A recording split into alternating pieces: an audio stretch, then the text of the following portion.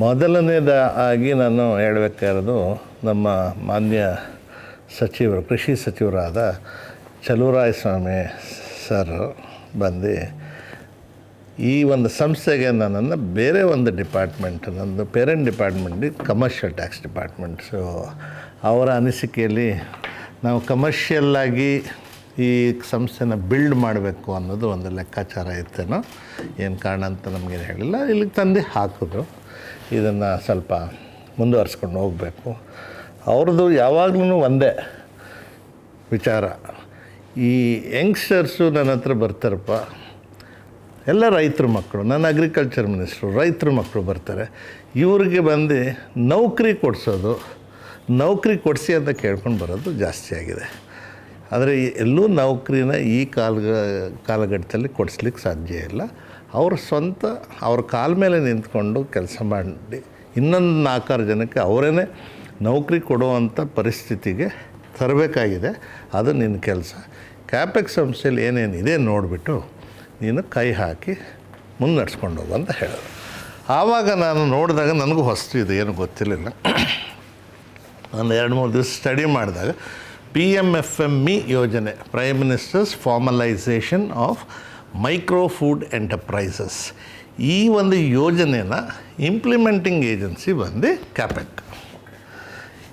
ಅದರಲ್ಲಿ ಏನಿದೆ ಎಷ್ಟಿದೆ ಅಂದರೆ ನಮಗೂ ನೋಡಿದಾಗ ಆಶ್ಚರ್ಯ ಆಯಿತು. ಅಡ್ರೆಸ್ ಹುಡ್ಕೊಂಡು ಬಂದವನು ಅದು ಪೋಸ್ಟಿಂಗ್ ಆದಾಗ ನಾನು ಗೂಗಲ್ ಹಾಕ್ಕೊಂಡು ಅಲ್ಲಿ ನೋಡಿದೆ 206 ಕೋಟಿ ಬಜೆಟ್ ಇದೆ ಸಬ್ಸಿಡಿ ಕೊಡಲಿಕ್ಕೆ. 206 ಕೋಟಿ ಬಜೆಟ್ ಇದ್ದು ಎಂಥ ದೊಡ್ಡ ಕೆಲಸನ ನಾವು ಮಾಡ್ಬೋದು ಅನ್ನೋದನ್ನು ನೋಡಿದಾಗ, ಏನು ಹಪ್ಪಳ, ಉಪ್ಪಿನಕಾಯಿ, ಈ ಮಸಾಲೆ ಪದಾರ್ಥಗಳು, ಮಿಲ್ಲೆಟ್ಸ್ ಪದಾರ್ಥಗಳು, ಈ ಬೆಲ್ಲದ ಪದಾರ್ಥಗಳು, ಇನ್ನೆಲ್ಲ ಮಾಡೋ ಅಂಥವ್ರಿಗೆ 15 ಲಕ್ಷದವರೆಗೆ ಸಬ್ಸಿಡಿ ಕೊಡ್ಬೋದು. 15 ಲಕ್ಷದ ಸಬ್ಸಿಡಿ ಕೊಡ್ಬೇಕಾದ್ರೆ ಇನ್ನು 15 ಲಕ್ಷ ಸಾಲಕ್ಕೆ ಲಿಂಕ್ ಆಗಿರ್ತದೆ. 10% ಆಂಟ್ರಪ್ರಿನರೇ ಹಾಕ್ತಾನೆ. ಅಲ್ಲಿಗೆ ಇನ್ನು 12 ಲಕ್ಷ ಸಾಲ, ಇವರು ಒಂದು 3 ಲಕ್ಷ ಕೈಯಿಂದ ಹಾಕುವಂಥದ್ದು. ಒಟ್ಟಾರೆ 30 ಲಕ್ಷದ ಪ್ರಾಜೆಕ್ಟಲ್ಲಿ 15 ಲಕ್ಷದ ಸಬ್ಸಿಡಿ ಅವನ ಅಕೌಂಟ್ಗೆ ಡಿಸ್ಪರ್ಸ್ ಆದ ದಿವಸಲೇ ತುಂಬ್ತದೆ ಸರ್ಕಾರ. ಈ ಸ್ಕೀಮ್ ಇದ್ದಾಗ 30 ಲಕ್ಷದ ಬಂಡವಾಳ ಹಾಕಿ ಮಾಡೋವಂಥದ್ದು ಒಂದು ವ್ಯವಸ್ಥೆ ಇದ್ದಾಗ ಅವನೊಂದು 30 ಜನ ಕೆಲಸ ಕೊಡ್ಬೋದು. ಯಾರು ಕೆಲಸ ಬೇಕು ಅಂತ ಅಲ್ದಾಡ್ತಾ ಇರ್ತಾನೋ ಅವನು ಈ ಫೆಸಿಲಿಟಿನ ಯೂಸ್ ಮಾಡ್ಕೊಂಡು ಮಾಡ್ಬೋದು. ಅವನೇ ಒಂದು 30 ಜನ ಕೆಲಸ. ಅದನ್ನು ಸ್ವಲ್ಪ ಸ್ಟ್ಯಾಟಿಸ್ಟಿಕ್ಸ್ ನೋಡಿದಾಗ MSMEಯಲ್ಲಿ 1 ಕೋಟಿ ಬಂಡವಾಳ ಹಾಕಿದ್ರೆ ಆ್ಯಾವ್ರೇಜು 7 ಜನಕ್ಕೆ ಕೆಲಸ ಸಿಗ್ತಾಯಿದೆ ಅಂತ ಸ್ಟ್ಯಾಟಿಸ್ಟಿಕ್ಸ್ ಹೇಳುತ್ತೆ.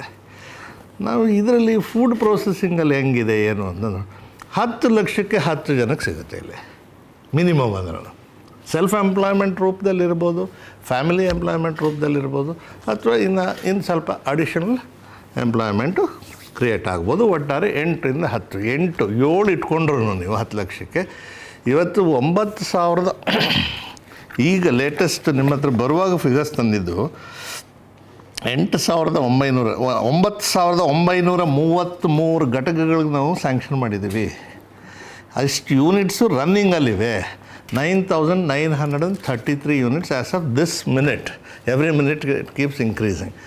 ಇಷ್ಟು ಘಟಕಗಳಲ್ಲಿ ನೀವು 7, 8 ಅಥವಾ 10 ಅಂತ ತೊಗೊಂಡ್ರು 70,000ದಿಂದ 90,000 ಜನಕ್ಕೆ ನೌಕರಿ ಸಿಕ್ಕಿದೆ ಈ ಸ್ಕೀಮಲ್ಲಿ. ಇದನ್ನು ನಮ್ಮ ಸರ್ಕಾರದ ಒಂದು ದೊಡ್ಡ ಸಾಧನೆ ಅಂತ ಹೇಳ್ಬೋದು. ನಮ್ಮ ಮಿನಿಸ್ಟ್ರಿಗೆ ನಾನು ಯಾವಾಗಲೂ ಹೇಳ್ತಾ ಇರ್ತೀನಿ, ಸರ್ ಇದು ಇಂಥ ಕೆಲಸ ನೀವು ಮಾಡ್ತಾ ಇರೋದು ಸರ್, ನಮ್ಮ ಕೈಯಲ್ಲಿ ಮಾಡಿಸ್ತಾ ಇದ್ದೀರಿ, ಎಲ್ಲ ಕ್ರೆಡಿಟ್ ನಿಮ್ಗೆ ಹೋಗಬೇಕು ಸರ್ ಅಂತ ಚಲುವರಾಯಸ್ವಾಮಿ ಸರ್ಗೆ ಹೇಳ್ತಾ ಇರ್ತೀನಿ. ಅವ್ರು ನಗ್ತಾ ಇರ್ತಾರೆ. ಅವರು ಸಿಂಪಲ್ ಮನುಷ್ಯ, ಯಾವುದಕ್ಕೂ ಕ್ರೆಡಿಟ್ ತೊಗೊಳಕ್ಕೆ ಹೋಗಲ್ಲ. ಆದರೆ ಭಾರಿ ನೋವು ತೋರಿಸ್ತಾ ಇರ್ತಾರೆ. ಇಲ್ಲ, ರೈತರಿಗೆ ಅವ್ರದ್ದು ಇದನ್ನು ಹೇಳೋದ್ರ ಜೊತೆಗೆ ನೋಡಪ್ಪ, ರೈತರಿಗೆ ಆ ಬೆಳೆಗೆ ಒಂದು ಬೆಲೆ ಸಿಗಬೇಕು. ಬೆಲೆ ಸಿಗ್ತಾ ಇಲ್ಲ. ಏನಾದರೂ ಮಾಡಿ ಅವ್ರಿಗೆ ನೀನು ಆಹಾರ ಸಂಸ್ಕರಣೆ ಮಾಡ್ತೀಯೋ ಅಥವಾ ಇನ್ನೊಂದು ಮಾಡ್ತೀಯೋ, ನನಗೆ ಆ ಬೆಳೆಗೆ ಒಳ್ಳೆ ಬೆಲೆ ಸಿಗಬೇಕು. ಅದರಲ್ಲಿ ದಾರಿ ಇರೋದು ಒಂದೇ, ಆಹಾರ ಸಂಸ್ಕರಣೆ. ಏನು ಆಹಾರ ಸಂಸ್ಕರಣೆ ಅಂದರೆ? ಆಹಾರ ಸಂಸ್ಕರಣೆ ಅಂದರೆ ಎಲ್ಲರಿಗೂ ವೇರ್ ಹೌಸ್ ಹಾಕೋದು ಅಥವಾ ಕೋಲ್ಡ್ ಸ್ಟೋರೇಜ್ ಹಾಕೋದು ಮ್ಯಾಕ್ಸಿಮಮ್ ಆ ಥರ ಅನ್ಕೋದು. ಅದಲ್ಲ. ಆಹಾರ ಸಂಸ್ಕರಣೆ ಸಣ್ಣದಾಗಿ ಸ್ಟಾರ್ಟ್ ಆಗುತ್ತೆ. ಈಗ ನೀವು ಮಜ್ಜಿಗೆ ತಂದು ಕೊಟ್ಟರೆ ನನಗೆ ಕುಡಿಲಿಕ್ಕೆ, ಮೊಸರಿಂದ ಮಜ್ಜಿಗೆ ಆಗಿರ್ತದೆ. ಮೊಸರು ಎಕ್ಸ್ ಅಮೌಂಟ್ ಪ್ರೈಸ್ ಇರ್ತದೆ. ಮಜ್ಜಿಗೆ ಮಾಡಿ ಪ್ಯಾಕೇಜ್ ಮಾಡೋ ಅಥವಾ ಲೋಟದಲ್ಲೇ ಹಾಕಿಕೊಟ್ರೆ ಅದು ಆಹಾರ ಸಂಸ್ಕರಣೆ ಆ ಸ್ಟೇಜಲ್ಲಿ ಆಗಿರ್ತದೆ. ಅದಕ್ಕೊಂದು 10% 20% ಮೌಲ್ಯವರ್ಧನೆ ಆಗುತ್ತೆ. ಮೌಲ್ಯವರ್ಧನೆ ಆದ ಕೂಡಲೇ ಅವನಿಗೆ ಒಂದು ಎಂಪ್ಲಾಯ್ಮೆಂಟ್ ಸಿಗೋದ್ರ ಜೊತೆಗೆ ಆತನಿಗೆ ಒಂದು 4 ಕಾಸು ಲಾಭ ಸಿಗೋದು ಜೊತೆಗೆ ಆ ಬೇಸ್ ಮಟೀರಿಯಲ್ ಮೊಸರಿಂದ ಹಾಲು, ಆ ಒಂದು base agricultural produce, primary produce, ಅದಕ್ಕೆ ಬಂದು ಏನಾಗುತ್ತೆ, ಬೇಡಿಕೆ ಜಾಸ್ತಿ ಆಗುತ್ತೆ. ನಿಮಗೆಲ್ಲರಿಗೂ ಗೊತ್ತು, ಬೇಡಿಕೆ ಜಾಸ್ತಿ ಆದಾಗ ಏನಾಗುತ್ತೆ, ಬೆಲೆ ಜಾಸ್ತಿ ಆಗುತ್ತೆ. ಈ ಒಂದು ಮ್ಯಾಜಿಕಲ್ ಚೈನ್ ಇದೆ.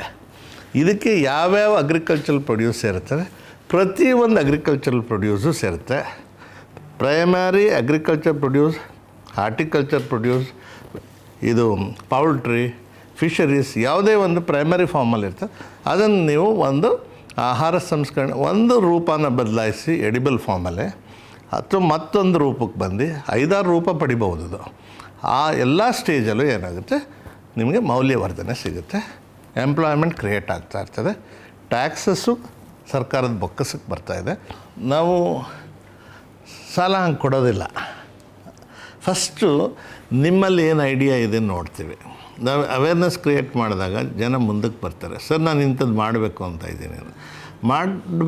ಇದ್ದೀನಿ ಅಂದ ಕೂಡಲೇ ನಮ್ಮಲ್ಲಿ 600 ಚಿಲ್ಲರೆ district resource persons, district wise ನಾವು ಅವರನ್ನು ಸೆಲೆಕ್ಟ್ ಮಾಡಿ ಬಿಟ್ಟಿರ್ತೀವಿ. ಅವರನ್ನು ಲಿಂಕಪ್ ಮಾಡ್ತೀವಿ. ನಮ್ಮ ಹೆಡ್ ಆಫೀಸಲ್ಲಿ ಒಂದು 10-15 ಟೆಲಿಕಾಲರ್ಸ್ ಇದ್ದಾರೆ.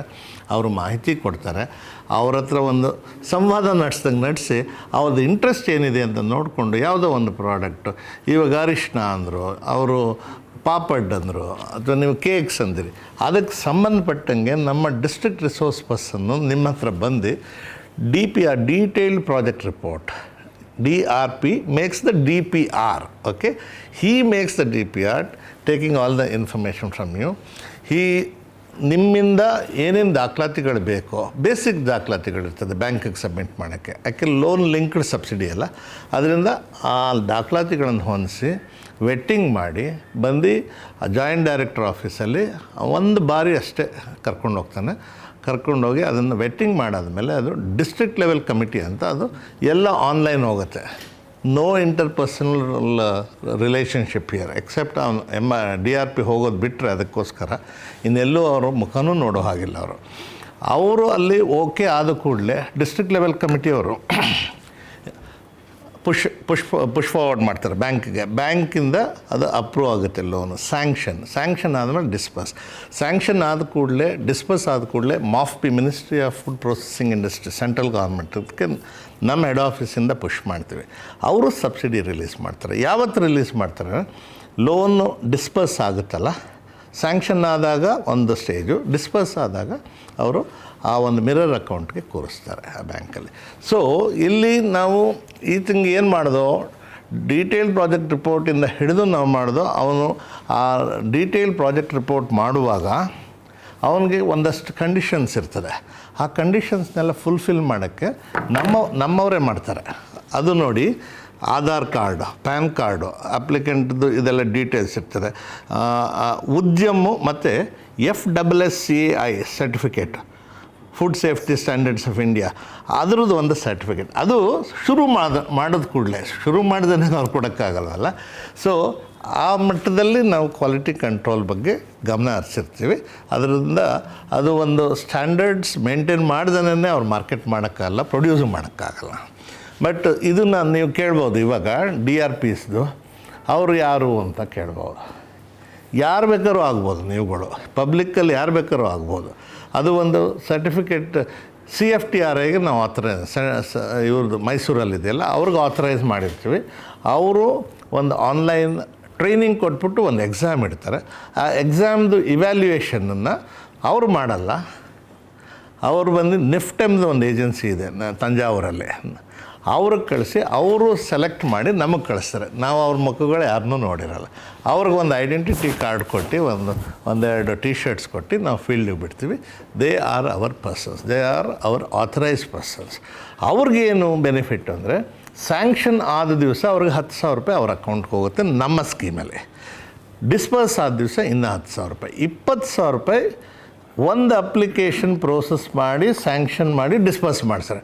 Application ticket size may be just 2 lakhs or up to 30 lakhs or even more, but he gets 20,000. So we have a very happy lot of DRPs going around propagating our scheme.